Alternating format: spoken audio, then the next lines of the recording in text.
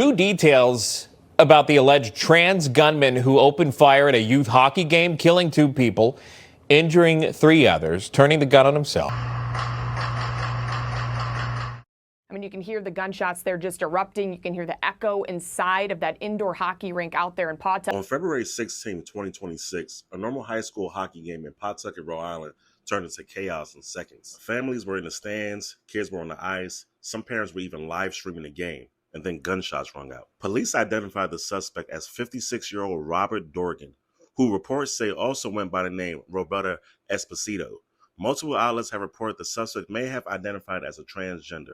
Investigators say this was not a random attack. It appears to have been a targeted family dispute. This just keeps unfolding and the details are shocking and really tragic. There was just chaos inside of this ice rink out in Rhode Island during a high school hockey game after one of the hockey parents in the crowd pulled out a gun and opened fire, shooting members of his own family. Watch.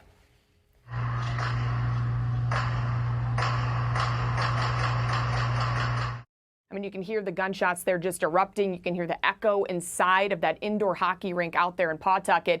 And then what you see in that video is that people are running for cover there. They're trying to get off the ice. They're ducking and trying to get out of the way. Investigators have identified Robert Dorgan as the shooter. So I want to walk you through what we know about him. Just take a look here at this picture. This is from his social media profiles. They say he also went by Roberta, so Roberta Dorgan. And sources tell Fox he was dressed in women's clothing when he showed up to his son's hockey game yesterday afternoon. These pictures you're looking at are from months ago, Bill, but witnesses and people we've talked to who were at this hockey game say that this was something that happened pretty often where he would show up in women's clothing. So according to documents obtained by our affiliate WPRI, Dorgan had a history of family disputes. So let's get into them. Some involving conflict over his gender identity because he had gender reassignment surgery back in 2020. So WPRI reports that in these court documents, his trans identity led to the divorce with his ex-wife, reportedly detailing, she said, that he had narcissistic and personality disorder traits along.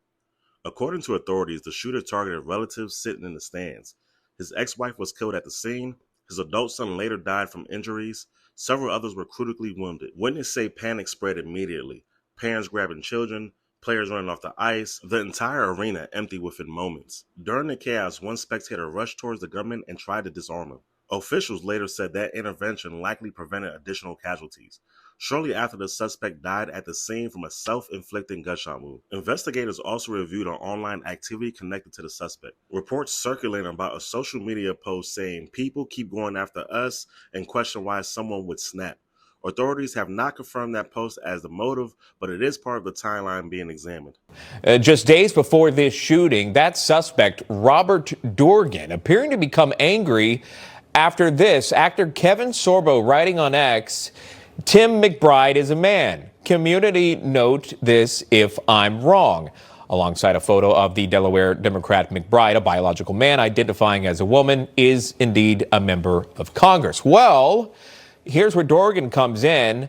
He says this to Sorbo's tweet: "Keep bashing us, but do not wonder why we go berserk." Police say there's no longer an ongoing threat and the case is being treated as a personal domestic dispute. No matter what arguments or history led up to this, bringing violence into a place filled with kids and family crosses the line. People go to school events because they feel safe there. The fact that a bystander had to step in to stop it shows how quickly situations like this spiral out of control.